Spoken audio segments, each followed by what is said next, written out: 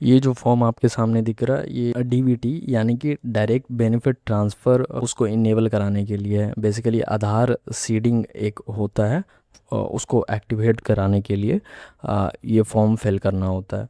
अब ये डीबीटी और आधार सीडिंग एक ही नाम है, ठीक है। बेसिकली ये डीबीटी और आधार सीडिंग का मतलब क्या हुआ, स्कॉलरशिप आते हो कि आपको मिले गवर्नमेंट के थ्रू, या फिर जो एलपीजी हम लोग जो गैस यूज़ करते हैं उस पर सब्सिडी आती है, या फिर गवर्नमेंट की तरफ से कोई भी अमाउंट जो आता है आपके अकाउंट में, वो इस डीबीटी के माध्यम से ही आता है, ठीक है। यानी कि जिस अकाउंट से आधार सीड हुआ हुआ रहेगा, जैसे कि कोई एक नॉर्मल इंसान है, उसके दो बैंक अकाउंट है, ठीक है। एक बैंक ए में अकाउंट है, एक बैंक बी में अकाउंट है। यानी कि ये एक नॉर्मल इंसान है, इसका दो अकाउंट है, ए और बी।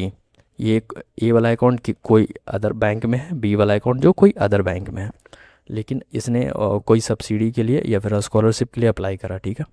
तो गवर्नमेंट को कैसे पता कि किस बैंक अकाउंट में पैसे जाएंगे।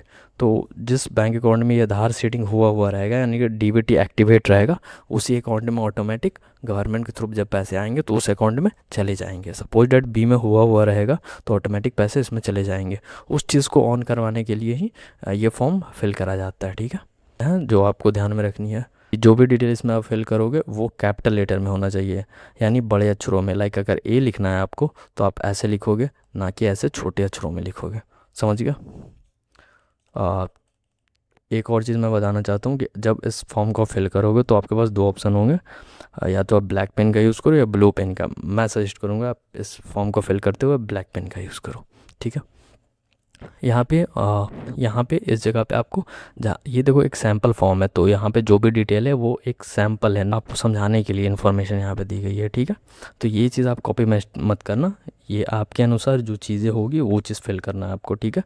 तो यहाँ पे देखो, यहाँ पे आपको ब्रांच का नाम लिखना है कि ऑब्वियस सी बात, ये HDFC का फॉर्म है, तो HDFC का कौन सा ब्रांच है, तो जो भी ब्रांच है वहाँ यहाँ पे आपको वो चीज़ लिखना है। तो यहाँ पर भी फिर से आपका ब्रांच का नाम आ जाएगा, ठीक है। फिर यहाँ पे दो ऑप्शन है आपके पास, न्यू बैंक अकाउंट और एग्जिस्टिंग बैंक अकाउंट, ठीक है।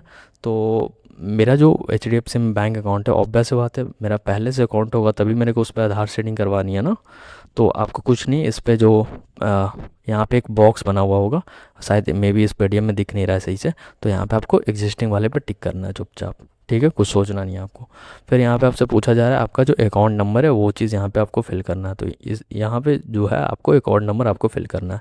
फिर यहाँ पे आपको कस्टमर आईडी जो आपको मिला है वो चीज़ यहाँ पे। अब अकाउंट नंबर कस्टमर आईडी कहाँ से मिलेगा आपको, तो आपको जो जब अकाउंट ओपन करा होगा आपने तो आपको एक पासबुक मिला होगा, उसमें ये चीज़ें सारी लिखी हुई रहती है कि अकाउंट नंबर आपका ये है, कस्टमर आईडी ये है, तो वो चीज़ यहाँ पे आपको फिल करना है। फिर यहाँ पे आपको अपना आधार नंबर जो है वो चीज़ फिल करना है, ठीक है। इन सबको आपको खाली छोड़ना है। फिर यहाँ पे एक साइन मारना है आपको। फिर आपका एक बस यही एक पेज का फॉर्म होता है, इसके साथ अपना एक आधार का प्रिंट लगाना है आपको, और उसके बाद एम्प्लॉय को दे देना है, जो बैंक में वहाँ पे जो भी लोग होंगे उनको।